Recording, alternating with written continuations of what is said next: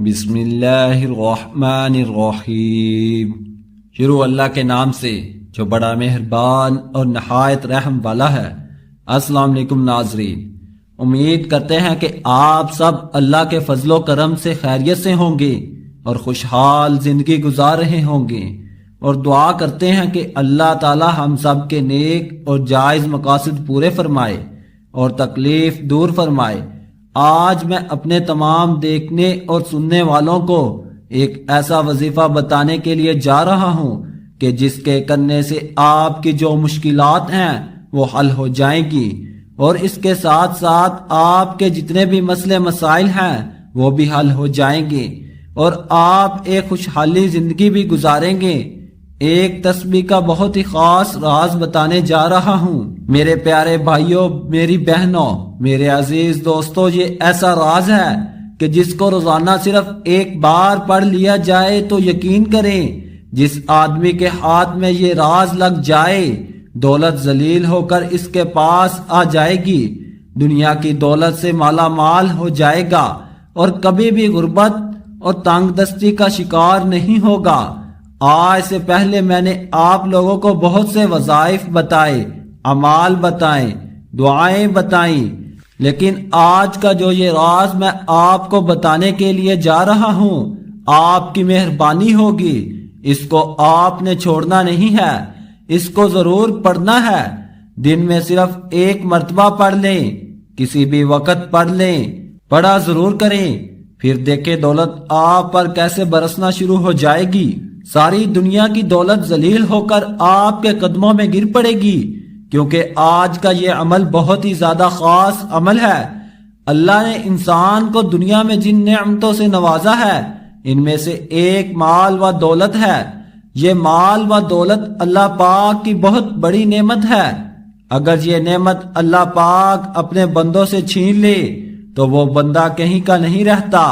اس کو صحیح راستے پر استعمال کیا جائے اور اس نعمت پر اللہ کا شکر ادا کرنے کی سب سے پیاری اور سب سے خوبصورت چیز یہی ہے کہ اسے اس طرح استعمال کیا جائے اور ہمیں 5 وقت کی نماز کے ساتھ قرآن پاک پڑھنے کی توفیق عطا فرمائے۔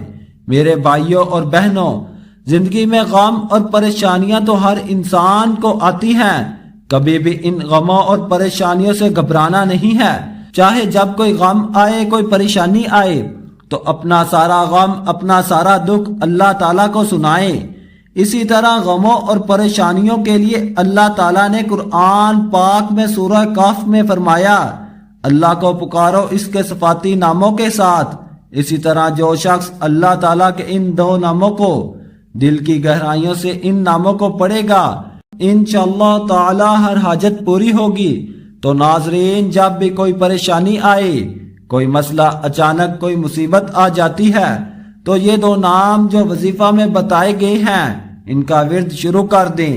انشاءاللہ تعالی ناظرین، اس کے کرنے سے کوئی بھی پریشانی ہوگی، کوئی بھی غم ہوگا، کوئی بھی تکلیف ہوگی، انشاءاللہ تعالی فوراً دور ہو جائے گی۔ مگر پریشان نہیں ہونا چاہیے، گھبرانا نہیں چاہیے۔ کوئی بھی غم، کوئی بھی پریشانی آئے تو فوراً ان 2 ناموں کا ورد شروع کر دینا چاہیے، انشاءاللہ کوئی بھی حاجت ہوگی پوری ہو جائے گی۔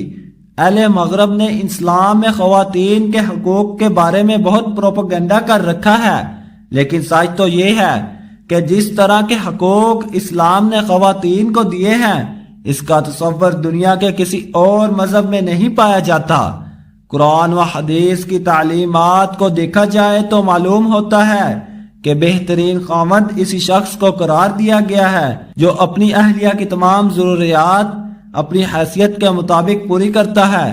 اسلام میں عورت کے حقوق کا اس قدر خیال رکھا گیا ہے کہ مرد کے پاس یہ اختیار نہیں ہے کہ چاہے تو اپنے اہلیہ کے اخراجات اٹھائے اور چاہے تو اس پر ہی ان کا بوجھ ڈال دے، بلکہ اس پر لازم کیا گیا ہے کہ وہ اپنی اہلیہ کے اخراجات کا مناسب طور پر اہتمام کرے گا۔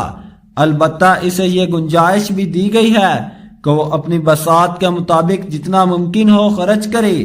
اللہ تعالیٰ کے جو بہت ہی مبارک 2 صفاتی نام یا قادر یا نافع جو بڑا اثر رکھتے ہیں، بس آپ لوگوں نے ہر مشکل اور پریشانی میں ان 2 ناموں کا ورد کرنا ہے۔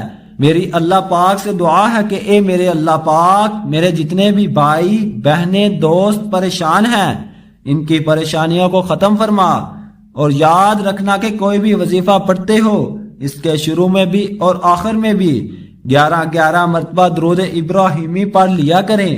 11 بار نہیں پڑھ سکتے تو 7 دفعہ یا 3 دفعہ لازمی پڑھا کریں۔ درود پاک کے ساتھ جو بھی دعا، جو بھی وظیفہ کیا جاتا ہے، انشاءاللہ اللہ کی بارگاہ میں وہ ضرور قبول ہوتا ہے۔ انشاءاللہ آپ کی دعائیں ضرور پوری ہوں گی۔ ناظرین، عمل کی تاثیر کے لیے اول و آخر درود شریف پڑھ کر اللہ تعالیٰ کے 99 ناموں میں سے کوئی ایک نام کمنٹس میں ضرور لکھیں۔ اس طرح سب لوگ اجتماعی طور پر عمل میں شامل ہو جاتے ہیں، اور اللہ تعالیٰ اپنے بندوں کی دعاؤں کو رد نہیں کرتا۔ دعا ہے کہ اللہ تعالیٰ میرا سنانا اور آپ کا سننا اپنی بارگاہ الہی میں قبول اور منظور فرمائے، آمین۔ اللہ تعالیٰ ہم سب کا حامی و ناصر ہو۔ اللہ حافظ، جزاک اللہ۔